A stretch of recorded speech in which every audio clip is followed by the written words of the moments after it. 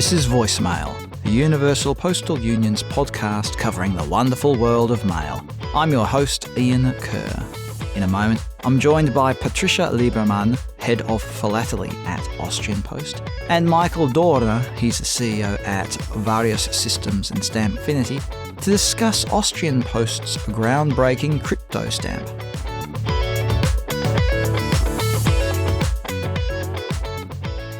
Joining me on the line, Patricia Lieberman and Michael Dorner. Patricia is Head of Philately at Austrian Post. Michael is the CEO at Various Systems and Stampfinity.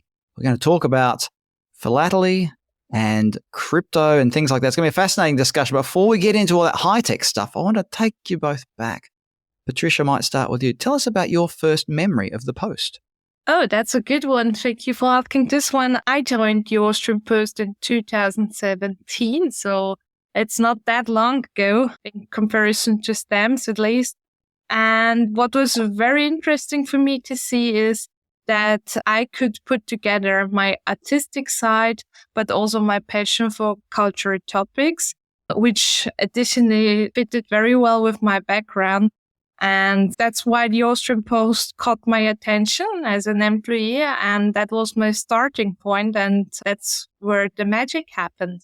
And Michael, what about you? When you cast your mind back, what was your first memory of the Post? Wonderful. That's when the magic happens, what Patricia said. Yeah, my magic moment, my very first magic moment with the Post in general as a kid was when I received my first mail from my grandparents that just went on vacation. I was just a kid, maybe 6 years old, and they went to Bali and they sent me this huge package of gifts from there, and it was just all covered with stamps. That was beautiful.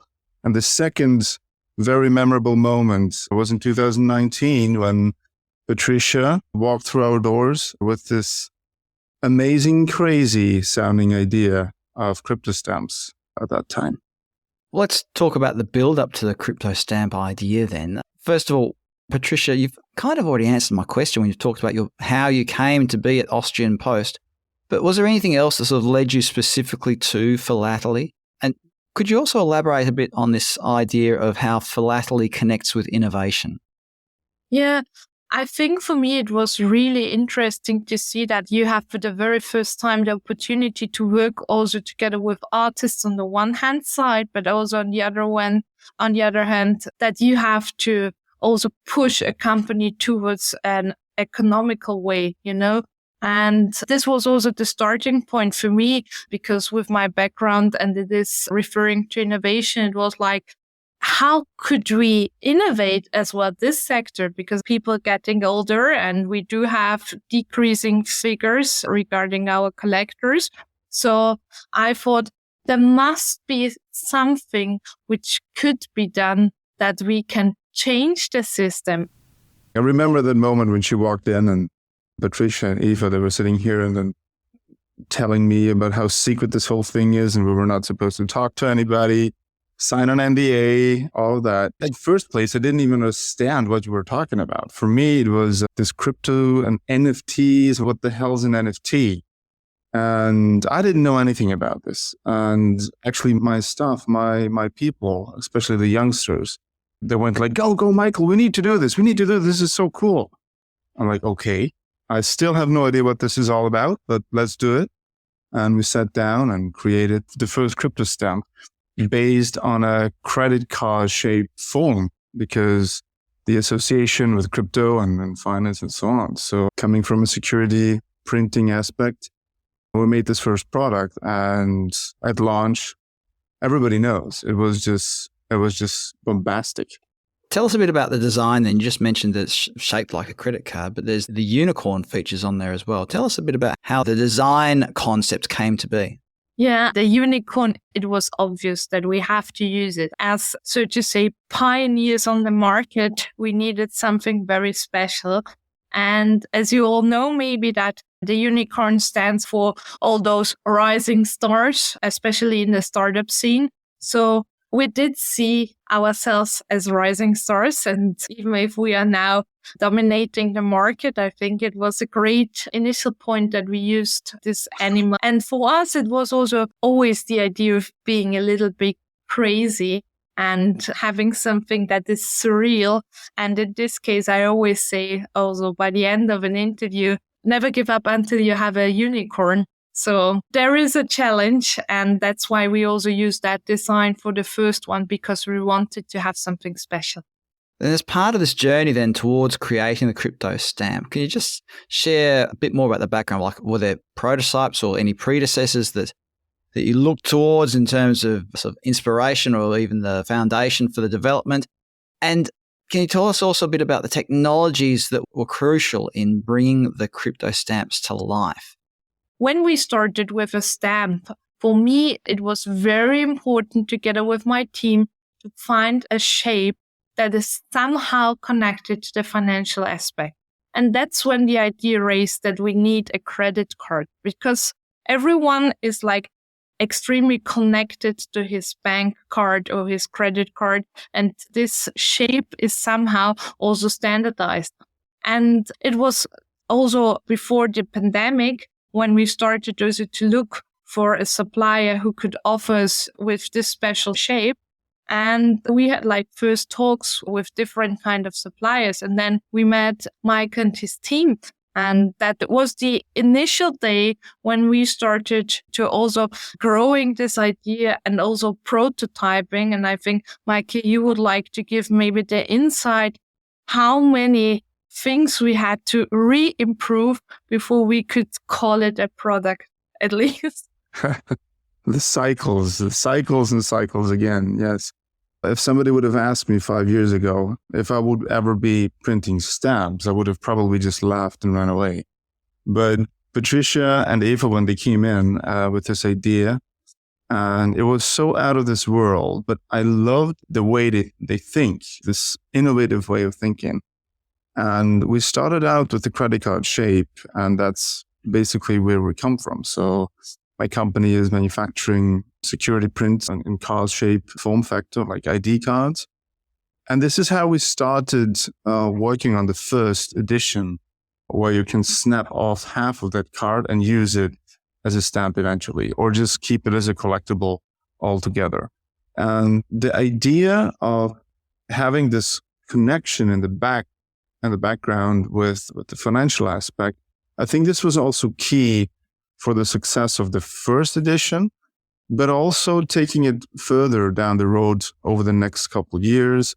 This kind of trading card game feeling stayed with it. And that was, I think, the most important part of the physical success of the stamp, because we gave a single stamp not only a frame, but also a body where it sits inside, where it is protected. So also a unique shape, because now this I think something which is also very special, that we could integrate the stamp to this unique shape as well. Absolutely. And you mentioned it before. The way it usually works is the team from the Austrian Post, Patricia's team, they come up with an idea, and then we sit down in a workshop, and then it goes back and forth. It's like a wonderful tennis game, or it goes back and forth until we get the perfect product.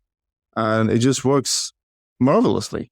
What is so good about it that Michael is also targeting the same quality as we have, and also the same quality standards. Because if you are working with such a very sensitive topic, and crypto assets are very sensitive, it's not a very secure market, but it's a very also financed related market. So what we really wanted to make sure that there is also a product which really fulfills our security issues. And in this case, we had to look for someone who is able to provide a product on the one hand, but what was also necessary to say is also the whole process of personalization. Oh, well, yeah, lessons learned. We had a bunch of them. We didn't realize how well the market would react to this product. Let's face it, nobody really knew there would be such a hit, right? And what we did is we did add a little bit of the normal security that you usually do in the production. But what happened was that there was such a hype and such a craze about the first edition that people actually copied the original. They made copies from other countries coming in. They sold it on the secondary market, and that was a problem in the beginning. At the same time, it was a proof how well the product worked. we had to add, or we did add security features in the beginning. It was a scratch field to protect the seed phrase, the private seed phrase. And further on, adding all the way things like encrypted NFC chips, like near field communication chips that are also similar chips that are used in the credit card industry. And further on, we added the security label and added some pigments just to make sure that nobody can copy the product again. Yeah, and I think what is also special is our secure foil. And there was, as Michael said, a lot of fraud going on. But what we did is we had a special foil, and I did see this one in another printing company when they have secured my phone. So I was not able to photograph any stamps or any sensitive documents. And then I went back to Mike and said, Michael, I need something like this. There is a foil which will react with oxygen. And he said, oh my gosh, that's standard. That's not really something cool. And then he tweaked the foil and he said, look, I can put it on your stamp. Is it like this? And I said, yeah, it solved our issue. We don't need this scratch field. And so sometimes what I just wanted to stress here, underline, is that it happens with coincidence. Yeah. So it's not like we are really developing a product step by step and saying, okay, now we will change the foil from the scratch field. Sometimes it's just, you have to simplify things. And on the other hand, sometimes you see something and then you think how you could integrate it in as well in your product. Let's talk a bit about change then, because you mentioned earlier on, Patricia, about you hinted at the demographic of stamp collectors. And This is a challenge that's being faced by postal operators the world over. So what have you seen changing over the last few years since the crypto stamp was launched? Has it changed the experience of collectors? You said it was a success. I mean, has it changed the business aspect of Philately inside Austrian Post as well? Yeah, I would say it's a combination of all. On the one hand, it's definitely, yes, it's also a new target group that we have here elaborated, and we call them the crypto heavy, so to say. But apart from that, we also saw that there is a lot of general interest regarding those NFTs. And what is really state of the art should be always focused also for a modern company. And I think the Austrian Post is really also very related to like state of the art technology in other fields. And for us, it was clear that we had to do something with blockchain. And we were really also regarding this one, searching for the right business case, but it needed some time also to integrate it as well in the company. And yes, this is the second yes. Also from an internal point of view, it is for sure a good economical reason to do crypto stamps. And has there been any pushback from traditional stamp collectors at all? I wouldn't say it was a really pushback. I mean, of course, they are not very happy about new innovations regarding their stamp collections. I mean, everything that is not fitting in this album is something they don't want. But generally speaking, they were very keen regarding this one. And I think that we really have an open-minded community also regarding our classical collectors. And that was extremely nice to see that there was also feedback from our collectors. They were not like rejecting. They were more like, I need more education, which means it's changed the perspective into request instead of a decline. For me, that was really interesting to see that people also in this age are very open-minded and very interesting and searching also for new ideas. And I mean, what we do with the NFT collection is that we are marking a historical moment in the blockchain, and the blockchain will last forever. And I think that's something which people maybe are not aware, and that's something which also is for me very important to make transparent.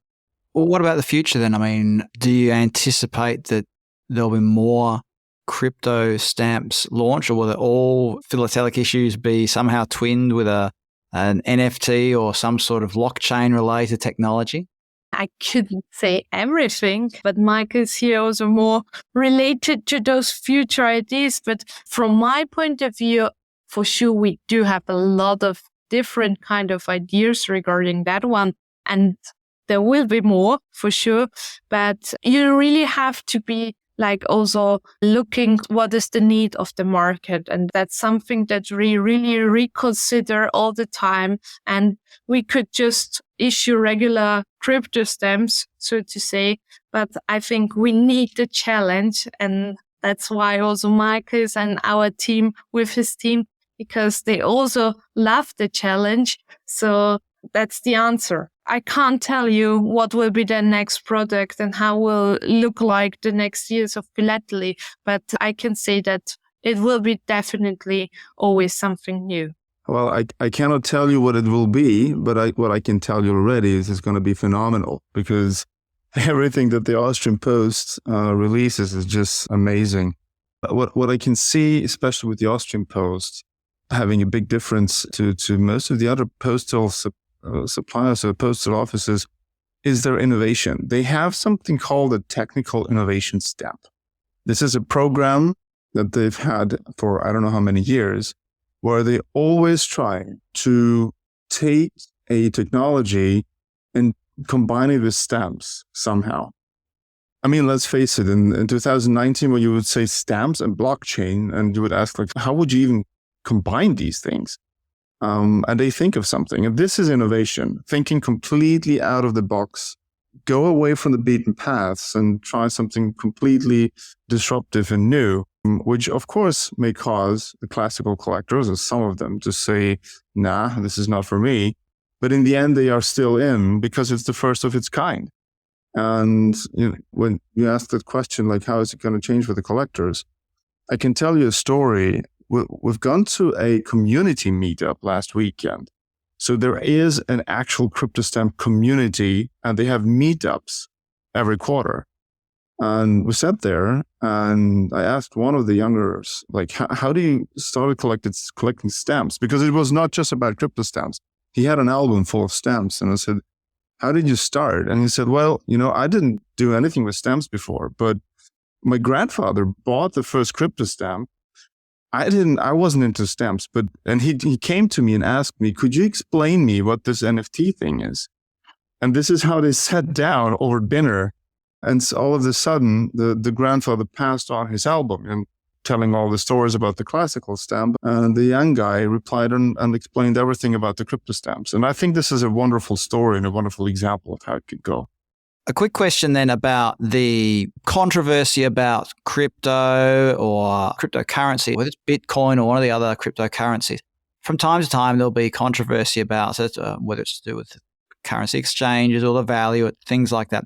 What have you seen? Does any of that controversy, or whatever you might want to call it, flow through to or somehow affect the crypto stamp market or the perception of crypto stamps? The word crypto, of course, for most of the people, if they heard crypto, it always sounds a little fishy. But that's not new. This has been within the hype or during the hype as well. But it is a difference when a governmental entity, a governmental organization like a Post actually starts issuing crypto stamps or something related with crypto, because there's a lot of trust. So you cannot do something fishy or something that's wrong or something with money laundering or whatever. So it's a good proof. The product itself and the whole solution is a good proof that crypto can be taken very seriously.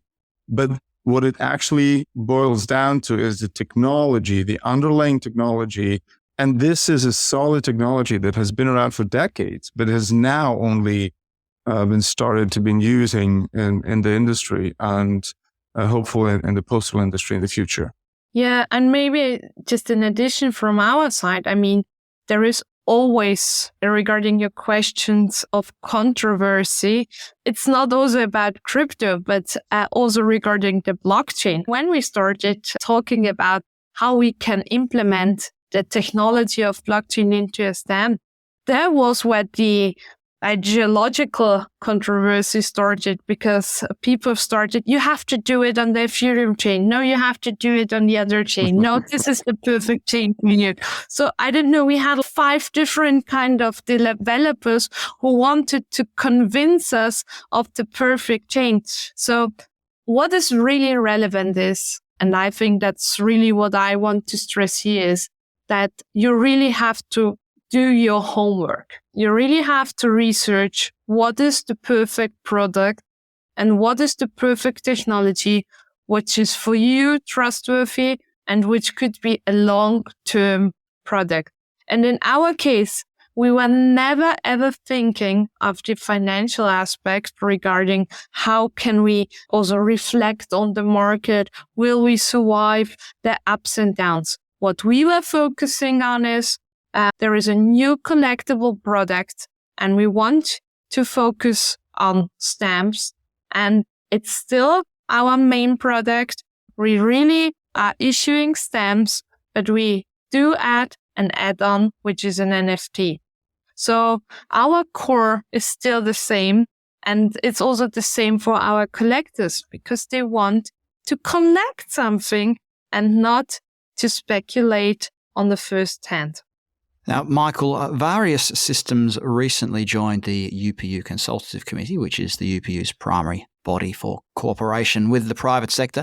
What prompted you to join the UPU Consultative Committee? And can you share a little bit about how you see the synergies between posts and tech companies in advancing this digital transformation, in even specifically philately? Absolutely. Well, we decided to join because we recognize the UPU as a professional platform where postal operators and suppliers and service companies can foster collaboration to develop innovative products and services. And we see the potential in working together with everybody in the postal industry. Besides that, it's a great way to communicate with other postal organizations and also to share ideas, to work on them.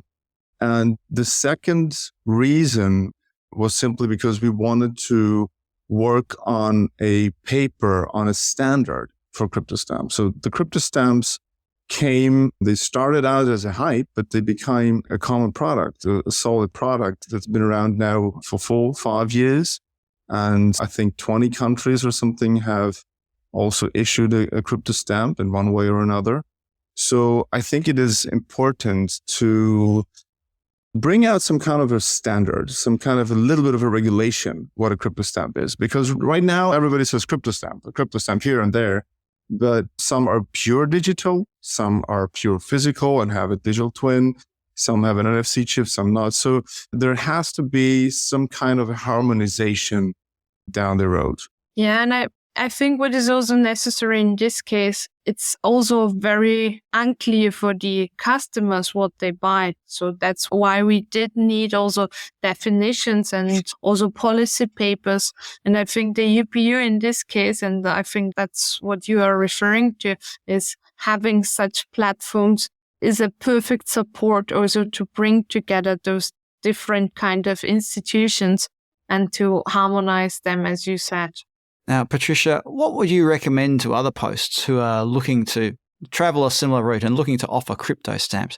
Especially just bearing in mind that the UPU covers a broad range of posts from the very large to the very small as well. So if you have any also tips on whether or not this is accessible to those smaller posts as well. Yeah, I do have a little pushy answer to that one. If you don't go forwards, you go backwards. And I think that's the summary of it all. You really have to do something to change something in this perspective. And that was really something that also really a main criteria for me and my team, that we really wanted to change the market. And when I talk about innovations, it's not about options to be a follower. It's more of being a market leader. And referring to something that I said earlier is also really make your homework. It's really necessary that you have a lot of different kind of conversations with stakeholders, with developers, and not just take the first choice and then be ready for the market, because there is a lot of lessons learned, and we did them. And consult yourself, educate yourself, because I think it's important to have a high quality product by the end. I absolutely agree on that. And I think it's also important to mention, if you think that the crypto stamp is a cash grab, then you better not touch it at all, because it's not something that you can just implement simply like any other product that you have in your shops. You will need a team that is dedicated to work on the project like this. But at the same time, it gives you innovation. It pushes a postal company forward and gives a certain head-on advance, if you want, in the market. Also, simply by learning the technology, because pretty much every department is involved in the crypto stamps, whether it's marketing, whether it's IT, whether it's sales, whether it's logistics. So the whole company as such is taken to the next level. And what I can only recommend is to do your homework, as Patricia said, do a lot of research and look out for the right partners and partner with other postal companies, like, for example, the Austrian Post. Now, looking forward then, Patricia, I might start with you. What's your next technological challenge? Or do you have any exciting projects ahead that you can share with us at this stage? I'm always waiting for this question, because by the end, everyone wants to be the one who knows what we're going to do. But in this case, for sure, we are going to a new direction. And also Michael have mentioned it. There will be I think, quite a new leap regarding this one. But we always sat and we did our commitment to the community.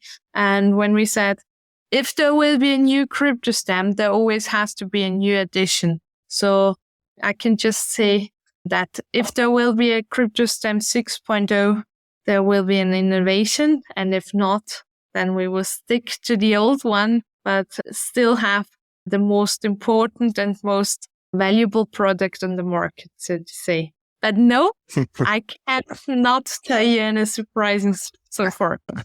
Only thing that I can tell you is that our developers in the labs are already working effortlessly to bring out the next philatelic dream out to the market. Honestly, I think what is also interesting and what could be said that we will for sure work together with other post companies. That is something which we really still are focusing on within the next years. And on the other hand, with very well-known artists. We do have a lot of requests and we also want to fulfill that. And I think that is something that people can rely on, that we really will go further. Indeed, the fact that there have been various joint philatelic issues between posts over the years underlines the importance of collaboration. And as you both said earlier about standards, if there's going to be any sort of joint issue of crypto stamps in the future, there needs to be standards. Looking forward then, can you share sort of any other tips or advice or observations with regard to philately in general and how the whole postal sector can approach philately? Yes, I think the biggest misconception from the postal industry is to bring out more and more stamps for a cheaper and cheaper price because they're so afraid to lose their collectors. In fact, what you want to do is the exact opposite, because let's face it, by the name, face value. If you take the Austrian Post, they released a stamp, a golden edition stamp with a face value of 500 euros, a collectible. And it was sold out immediately, and it ended up in the Guinness World Book of Records. So I think what is important is to break the barriers and thinking completely outside of the box, not being limited by face values or declining customer rates or something like that. Yeah, and I think moreover to this is that disrupting the market is the key. And I think moreover to this is that we are now hitting 1 million, or on the 1st of September, we have issued 1 million crypto stamps connecting to a physical stamp. And that's a jubilee, and that's really a leap, which we are proud of. And I think that really proves that we did our homework and that we have really consistent product. And that is also what Mike is referring, that you have to be brave also to disrupt the market and not just go with the flow, so to say. So there we have it, everybody. A look behind the digital curtain, so to speak, of how Austrian Post, along with various systems and Stampfinity, developed the first crypto stamp, and some insights into where the sector might be headed. It's exciting times for Philately. Patricia Lieberman, head of Philately at Austrian Post, and Michael Dorner, CEO at various systems Stampfinity. Thank you very much for joining us on the UPU Voicemail podcast today. Bye-bye. Thank you so much. Bye-bye. You've been listening to Voicemail, the official podcast of the Universal Postal Union. Subscribe to the podcast on your favourite podcast platform and you'll get each episode downloaded to the device of your choosing as it's released. My thanks to the team at the UPU for their help putting together this episode. I'm your host, Ian Kerr, and I look forward to your company next time on Voicemail, the podcast of the UPU.